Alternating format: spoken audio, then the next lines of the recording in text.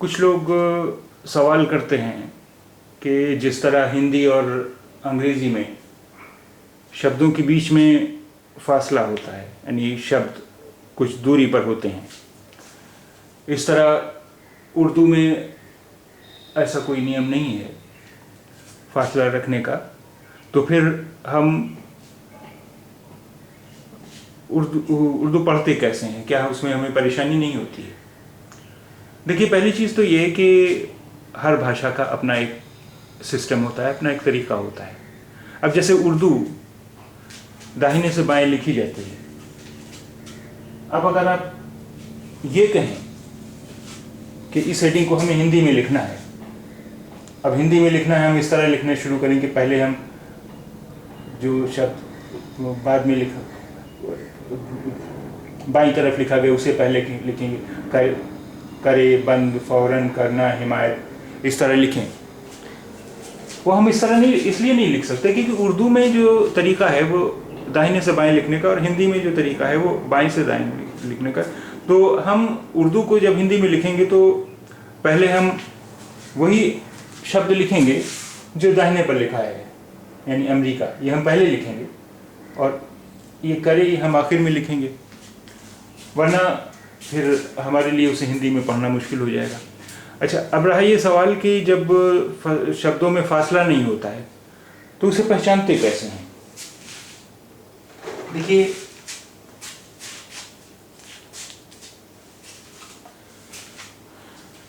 एक सबसे बड़ी पहचान तो ये होती है कि जब अक्षर मिलाए जाते हैं तो उनका रूप बदल जाता है, और शब्द के आखिर में जो शब्द होता है उसका रूप कुछ और होता है। जैसे ये यहाँ पर ये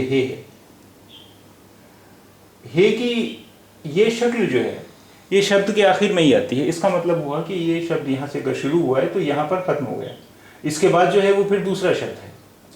अब ये देखिए, नून गुन्ना है, ये शक्ल जो है इसकी ये शब्द के आखिर में ही आती है।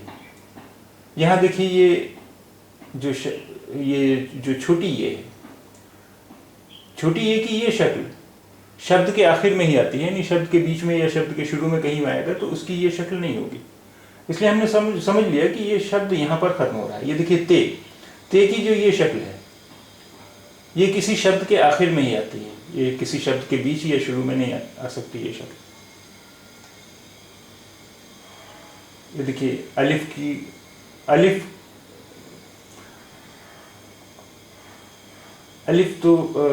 के बाद कोई अक्षर उससे जुड़ता नहीं है, ये तो।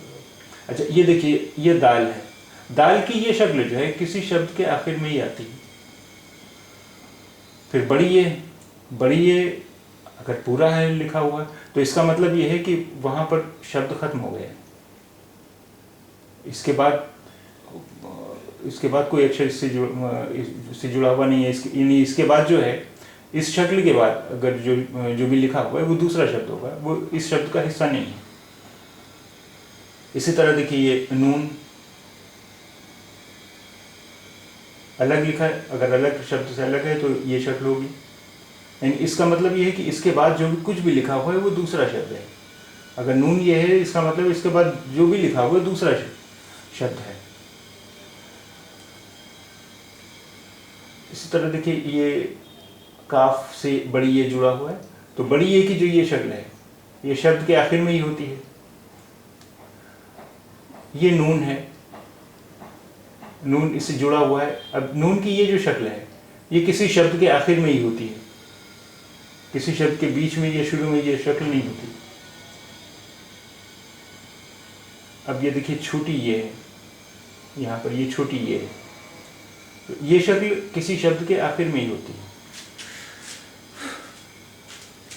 आइए पहले हम इस हेडिंग को एक बार पढ़ लें।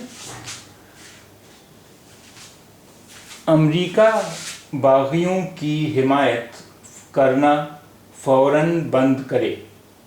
फ़ोन पर गुफ्तगू के दौरान पुतिन ने अमेरिका को खरी खोटी सुनाई। अमेरिका बागियों की हिमायत करना फौरन बंद करे। फ़ोन पर गुफ्तगू के दौरान पुतिन ने अमेरिका को खरी खोटी सुनाई। अच्छा, एक चीज़ और है कि अगर ये सारे शब्द हमने मिलाकर लिख दिए, अगर ये सब, तो फिर शब्द पढ़ पाना ही मुश्किल हो जाएगा। देखिए जैसे अगर ये दोनों हेडिंग्स मान लीजिए मिलाकर एक शब्द के तौर पर लिखी होती, तो ये कैसे लिखी होती?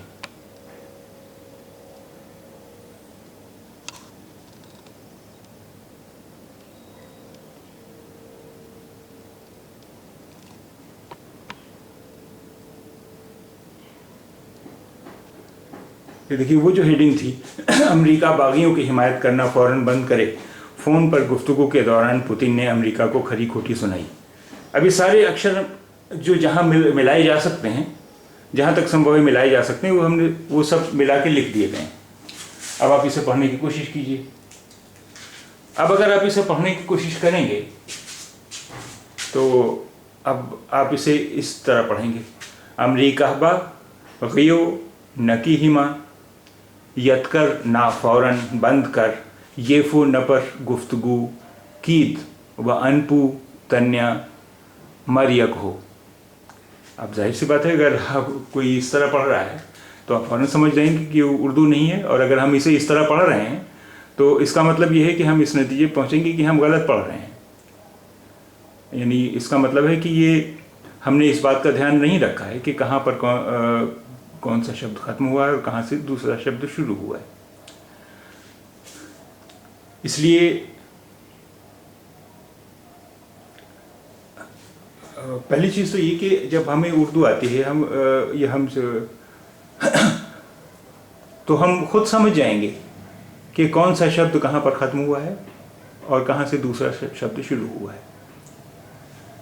इसलिए ये गलती हमसे होगी नहीं, चूँकि हम हिंदी में और अंग्रेज़ी में इस तरह लिखते रहे हैं, शब्द अलग अलग लिखते हैं, इसलिए हमारे दिमाग में ये सवाल पैदा होता है कि कैसे पढ़ें। लेकिन हम पढ़ लेते हैं उसे, क्योंकि उर्दू का अपना एक तरीका है। जैसे कि आपको अभी मैंने बतलाया कि एक बहुत अच्छा तरीका तो ये है कि शब्द के आखिर में जो अक्षर की शक्ल होती है उससे पहचान मिल जाती है हमें, और फिर हमें अंदाज़ लग जाता है कि कौन सा शब्द कहाँ पे ख़त्म हुआ है, कहाँ पे दूसरा शब्द शुरू हुआ है।